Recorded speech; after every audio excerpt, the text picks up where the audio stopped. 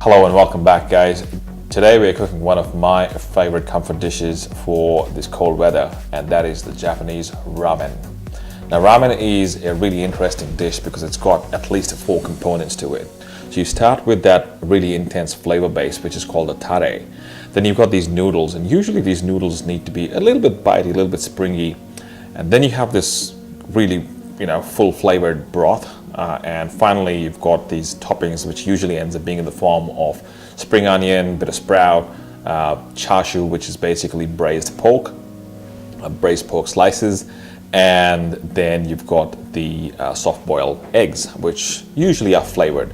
Now, in the interest of time, because I'm going to try to do this really quickly, because this is going to be more like a weeknight sort of a ramen, I'm going to cut a few corners, but I won't cut any corners on the broth and the flavoring agent. So long as you can get those 2 things right, you should be on your way to a successful ramen. So now, without further ado, let's get into it. So the ramen we're making today is a shoyu ramen or soy sauce ramen. To make this ramen, you will need mung bean sprouts. These are optional.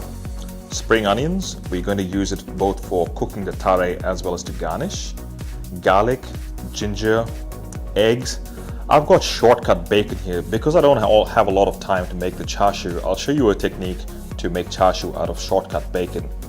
Noodles, sesame seeds, homemade chicken stock, burnt garlic in sesame oil. Sesame oil, I've got tamari, which is Japanese soy sauce. This has a very interesting flavor profile. Dark soy sauce to intensify the flavor.